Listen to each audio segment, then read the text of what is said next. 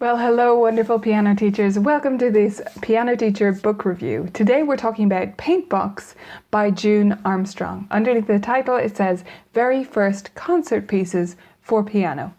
So these are, June states that they're pre-grade 1 to grade 1. So that would be what I call late beginner-ish, or around a grade 1 standard in most exam boards.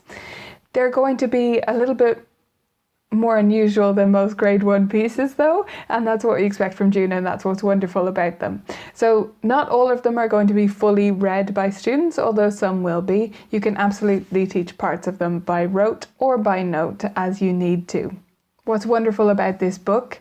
What's not wonderful about it? It's so good. It's called Paintbox, and each piece represents a different color in such interesting ways. It's absolutely fantastic. It's in multiple different keys and different modes even. It's all over the place in a really good way, and it just evokes so many different images to do with these different colors. I think it would be fantastic as a way to explore how students relate to color and music. Okay, so I love all the pieces in this book, and they're all obviously special because they represent different colors, which is fantastic. I'm going to play excerpts from two of them, and they happen to live opposite each other. The first one is Indigo, and June at the top here says darkly and gives a tempo mark that I'm probably not going to follow, but we'll see what tempo comes out.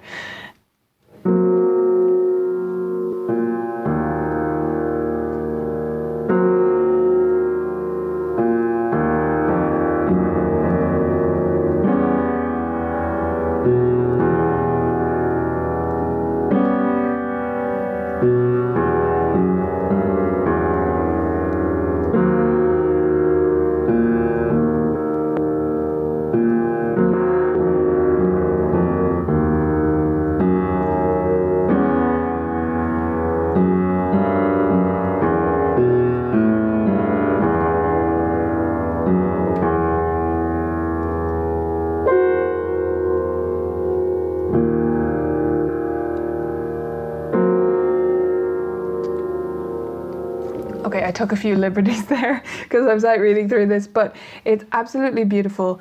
It's so dark, so intriguing and mysterious, and yet it's soft the whole time. A lesson for students, eh? It can be fantastic and mysterious and dramatic without being loud. I think that truly represents Indigo. If I played it more correctly, it would even more so. Okay, the next piece that I love all of them, but Violet is the next one in the book, and she writes shyly at the top, which I think is supposed to be like a shrinking violet, which I think is so cute. I'm just going to play the very start of this for you, but it's actually in 3/2 and changes between 3/2 and 4/2, which I love. I think that's awesome to introduce that to beginners at this stage. So here's how the first line goes.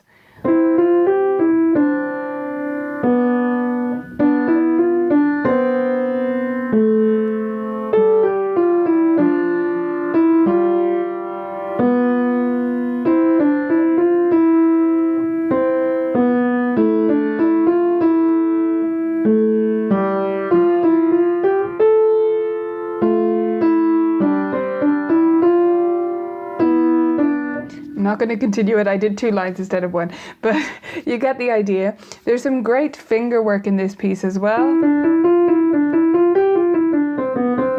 So there's a great scale passage there where she does a crescendo and diminuendo, which I think is great technical work for your student. And every single one of the pieces in this book is fantastic, so it's impossible for me to pick a favorite, but that just gives you a sample of what they're like and how they evoke different colors. Okay, where I think this book would really come into its own is with students who are stuck in a particular genre. Have you ever had a student like that who just thinks they only want to learn pop, or they only want to learn classical or whatever? If they're a little bit stuck on one particular area, I think this would be wonderful because anyone can connect to colors, and it explores so many different types of music. The other thing I think this would be great for is if you have any students who are robots, who are playing just the right notes at just the right time, and that's all fine, but you need them to take it up a notch. You need them to become musical, and they're just not playing musically. They're not connecting to their music. Well, again, anyone can connect to colors. It's so simple, yet beautiful and human, to look for different colours and to bring them into music, I think is fantastic. So those would be my top students who I'd use this for. Students who are stuck in a genre, or students who are being robotic in their playing and need to break out of that habit. Those would be fantastic fits for this book. You'd want to do this, as I say, around grade 1, so late beginner, early intermediate is what you might call it. Of course, depending on how much you're going to expect them to read it independently. Most students at grade 1 level could easily read Violet, for example. Indigo, there's a lot more flats and stuff, so maybe a little bit more challenging, but it's not outside of their scope to read it, so it doesn't have to be a rote book or anything like that. Okay, if you want to grab this book, go to junearmstrong.com and I'll leave a link directly below the video, and let me know what you think of it. June has full audio on the website, videos as well, so you can see the sheet music a little bit, and audio downloads come with the book as well. So there's a whole way to test it out and you don't have to buy anything blind. I hope this has given you some insight though into what the book's about and who you might like to buy it for.